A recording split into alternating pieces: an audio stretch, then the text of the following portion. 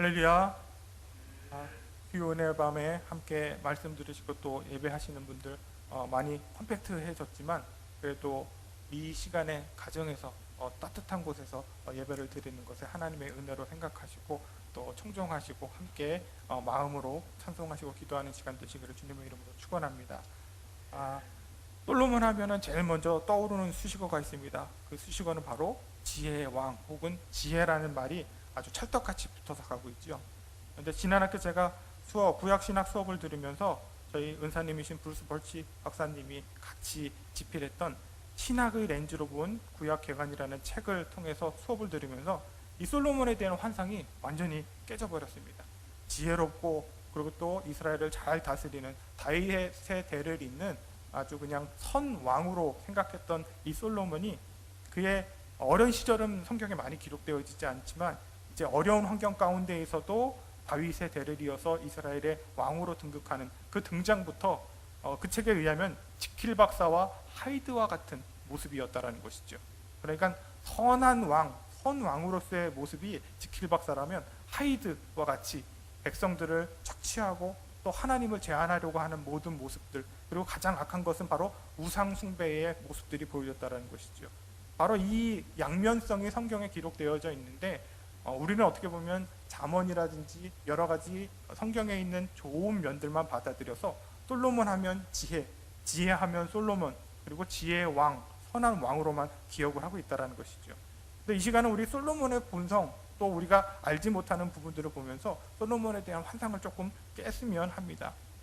이 솔로몬이 왕이 되었을 때, 정권을 잡았을 때 반대자들을 무자비하게 숙청하는 장면들이 나옵니다. 심지어 이복 형제이자 왕권의 경쟁자였던 그 형제인 아도니아를 살해해버리고요. 아도니아의 편에 섰던 군대장관, 다윗의 군대장관이었던 요압을 중심으로 한 그의 편을 들었던 반대파 사람들을 다 숙청하는 장면이 성경에 고스란히 담겨 있습니다. 뿐만 아니라 다윗 왕의 제사장이었던 아비아다를 추방시키기까지 하게 되지요. 이러한 모습이 어떻게 보면 솔로몬의 다른 한 모습이 된다라는 사실입니다. 그가 왕권을 잡고 그리고 또 어떻게 보면 왕의 역사들 가운데, 왕정국가의 역사들 가운데 당연한 일이라고 볼 수도 있지만 어찌됐든 솔로몬은 그가 정권을 잡자 그 이전에 있었던 많은 다른 나라들의 왕권을 잡은 사람들이 했던 것과 같은 전철을 밟게 됐다는 사실입니다. 그렇게 승승장구하던 솔로몬은 이스라엘의 분열 왕국의 시발점이 됐다라고 볼 수 있습니다. 솔로몬 때에 이스라엘이 분열된 것은 분명히 아니지만 그가 하나님으로부터 비난을 받으셨을 때, 하나님의 분노에 들어섰을 때 하나님께서는 이스라엘을 불로 찢어놓겠다라고 말씀하셨다라는 거죠. 솔로몬 하면은 지혜 왕 못지않게 또 유명한 부분이 있지요. 솔로몬은 700명의 아내와 300명의 첩을 거느리고 있었다라는 것입니다. 이 부분만 딱 본다면 단순히 사랑꾼 솔로몬이라고 얘기하는 것이 아니라 그 이면에는 더 큰 문제들이 있었다라는 것이죠. 그러니까 왕의 결혼이라는 것은 조약을 비준하기 위한 정략적인 결혼이었기 때문에 그 아내의 숫자는 바로 솔로몬의 왕권을 나타내는 척도가 되기도 했다라는 것이죠. 그런데 거기에서 끝났으면 좋았을 텐데 문제는 솔로몬이 아내들의 우상들까지 용납하게 됐고 더 나아가서 스스로 여러 이방신들의 숭배자가 되면서 하나님께서는 솔로몬에게 분노를 드러내시고 그 아들 때에 이르러서는 이스라엘이 찢어질 것이라고 열왕기상 11장 9절에서 13절 말씀에 예언하고 계시다라는 것이죠. 바로 그 솔로몬의 행위들, 바로 그 행위들이 결국은 이스라엘이 멸망하게 되는 시초가 됐다고 해도 과언이 아닙니다. 그리고 인성적인 면을 살펴보는데요, 요즘 들어서 알게 된 뜻밖의 모습들을 알게 됐습니다. 이전에는 전혀 눈치를 채지 못하고 생각하지도 못했던 부분인데요, 그것은 열왕기상 3장 16절에서 28절에 등장하는 아이를 둘로 나누어 주라는 그 지혜로운 판결, 유명한 명판결로 거론되어지는 말씀입니다. 결론적으로 그 명판단으로 인해서 아이도 살리고 진짜 아이의 엄마도 찾아주는, 그리고 하나님의 지혜가 판결함에 속해져 있다는 것을 알게 됐지만 그 과정이 조금 다르다라는 것이죠. 현대에 와서 재평가되는 문제가 바로 산 아이를 둘로 나누라는 것이죠. 그리고 그 사나이를 둘로 나누어서 각자의 엄마들에게 줘라. 그때 이제 친모는 아이를 살려주십시오. 저 여인에게 아이를 줘도 되니까 아이만은 살려주십시오라고 매달리고요. 그리고 거짓으로 자기 아이라고 주장했던 사람은 나도 갖지 못하고 너도 갖지 못하게 눈으로 발로 잘라주자. 결론적으로 보면은 참 명판결이었지만 요즘 현대 신학자들 가운데에 이제는 인권이나 인성 이런 부분들을 깊숙이 들여다보는 가운데에 바로 그 발상이라는 거죠. 살아있는 아이를 둘로 나누어서 주라라는 그 모습을 보면서 이 솔로몬 왕 가운데에 잔혹성 혹은 잔인함이 바탕이 되고 있다는 것이지요. 심지어 그 발상을 넘어서서 발상은 바로 하나님에 대한 것들도 넘어서게 됩니다. 그가 성전을 지어서 다윗 왕이 그렇게 바라던 성전을 건축하고 지었지만 그 옆에 하나님의 지성소보다 더 큰 자기네 왕궁을 건설한 것들, 그리고 하나님께서 저 하늘 높은 보좌에서 계시는 것이 아니라 하나님을 끌어내려서 지성소 안에 계셔서 바로 내 옆에만 계십시오라는 의미의 성전 건축과 지성소를 만들었다라는 것이죠. 우리가 많이 미화되어지고 솔로몬에 대해서 하나님에 대한 신앙과 믿음과 혹은 그의 지혜와 정책만 봤을 때에 우리가 그를 긍정적으로 평가하지만 솔로몬도 인간이기 때문에 이런 부정적인 모습들이 충분히 있었다라는 사실입니다. 이렇듯이 솔로몬의 왕은 지혜라는 그 포장에 의해서 조금 과장되게 평가되는 부분도 없잖아 있고, 또 구약 신학자들 가운데에서 이 솔로몬이 얼마나 나쁜 사람으로 혹은 저평가되어지는 것에 대해서 저는 많이 놀라게 됐습니다. 그의 이면에는 우상 숭배자로서 하나님을 분노케 하기도 했고요. 백성들을 억압했던 것, 그것들이 자신의 아들 때에 이어져서 폭발함으로 인해서 이스라엘이 분열되는 모습들, 이스라엘이 남유다와 북이스라엘로 분열되는 바로 그 시초에 솔로몬이 서 있었다는 사실입니다. 하나님께서 주신 지혜로 자신의 사욕을 채우는 그런 왕, 그런 인간이 바로 솔로몬이었다는 것이죠. 오늘 본문 말씀은 바로 이 솔로몬이 하나님 앞에 올려드린 기도가 핵심이 되고 있습니다. 그의 왕권 가운데 잘한 부분도 있고 못한 부분도 있고 여러 가지 재평가가 되어지고 있지만, 그래도 단 한 가지, 이 솔로몬이 하나님 앞에 번제를 드렸던, 그래서 하나님으로부터 축복받은 그 기도의 응답이 어떻게 보면 솔로몬의 모든 이 이미지와 또 그의 신앙을 평가하는 큰 척도가 되었다라고 볼 수 있다는 것이죠. 이 시간에 솔로몬의 기도를 한번 살펴보면요, 그런 솔로몬도 그의 왕정 시작에 있어서 여호와를 사랑했고 아버지 다윗의 법도를 따라 예배할 줄 아는 사람이었다는 것이죠. 흔히들 우리가 일천번제 하면은 많이 오해하고 착각하십니다. 일천번제라고 이렇게 생각을 하죠. 그래서 1000번의 제사를 드리는 거라고 생각을 하는데요, 일천번제지요. 1000번의 번제를 드리는 것이 일천번제입니다.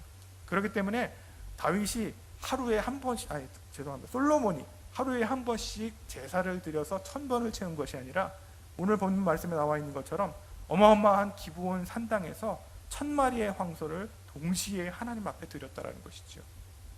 솔로몬이라는 이 왕의 어머니는 바세바입니다. 바세바는 왕비로 준비가 되어져서 그 왕족의 혈통을 가지고 왕비가 된 사람이 아니죠.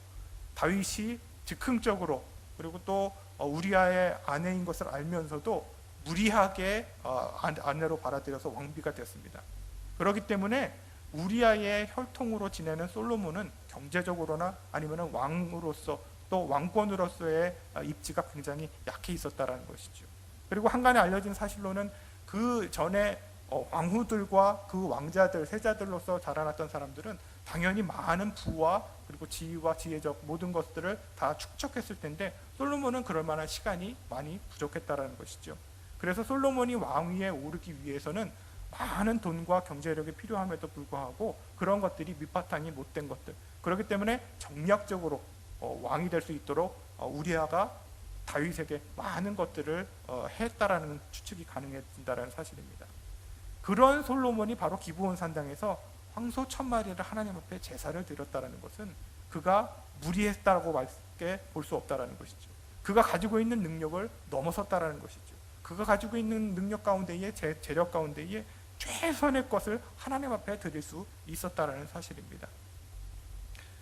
솔로몬은 그가 최선을 다해서 하나님 앞에 예배를 드렸고, 또 그 예배의 원인은 오늘 본문 말씀에 나와 있는 것처럼 하나님 여호와를 사랑하는 마음이 근간이 되었기 때문에 가능했다라는 것이죠. 바로 이 최선을 다한 헌신, 최선을 다한 예배가 하나님의 마음에 들게 됐다라는 사실입니다. 그리고 그는 하나님께서 그 제사를 기뻐 받으시고 현몽하셔서 꿈에 나타나셔서 너가 원하는 것이 무엇이냐 내가 다 들어주겠다라는 이야기를 들었을 때 그는 하나님의 음성을 듣고 즉각적으로 하나님께서 주실 복을 구하는 것이 아니라 스스로를 겸손하게 아버지 다윗에게 행하신 하나님의 은혜를 고백할 줄 아는 모습이 6절에 나타나 있고요. 그리고 바로 이어서 7절에 스스로를 작은 아이라고 지칭하면서 낮추고 자신의 상황과 한계를 겸손하게 고백하는 모습, 바로 그러한 기도가 여기 나타나 있다는 것이죠. 1000마리의 황소를 드리고 하나님께서 줄 수 있는 하늘의 축복, 땅의 축복을 다 받을 수 있는 자격이 부여됐음에도 불구하고 지금 이 시간에 솔로몬은 하나님 앞에 그리고 또 자기 스스로 앞에 스스로를 낮추고 겸허한 모습으로 하나님 앞에 구하고 있다는 사실입니다. 바로 이 모습, 자기를 낮추고 하나님 앞에 겸손한 모습으로 나아간 모습을 바로 하나님의 마음에 드셨다는 사실입니다.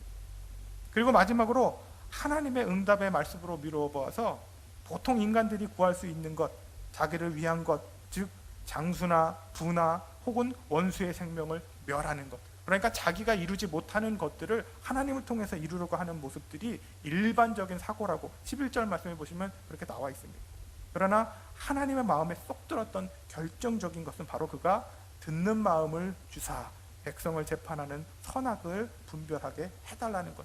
9절의 말씀에 그의 강구가 하나님의 말씀에 쏙 들었다라는 것이죠. 다른 말로 바꾸어서 말하면 하나님이 원하셨던 것과 솔로몬이 원했던 것이 하나로 일치가 되는 순간이었다고 볼 수가 있습니다. 내 유익이 아닌 모두를 위한 유익. 해가 바뀔 때 우리는 말씀 카드를 뽑기도 하고 또 기도의 제목들을 아주 그냥 가족으로부터 시작해서 사업체에 이르기까지 다 적어내는 것이 일반화가 되어져 있고 일상화가 되어져 있다는 것이지요. 근데 거기에서 나나 우리를 위한 기도가 아니라 솔로몬은 우리가 기도 제목을 적어내고 말씀 카드를 뽑아서 미신과 같은 모습을 드러낼 수 있는 상황에서도 내가 아닌 모두를 위한, 모두의 유익을 위한 기도를 드릴 줄 알았다는 사실입니다. 우리가 10년이 되어서 말씀을 뽑았을 때 목회자들 사이에서도 여러 가지 논쟁이 있습니다. 이렇게 말씀을 뽑는 게 무슨 교회가 점집이냐, 그렇게 말씀을 뽑아가지고 그것으로 가지고 1년 동안 말씀 카드를 붙는 것도 우상이다.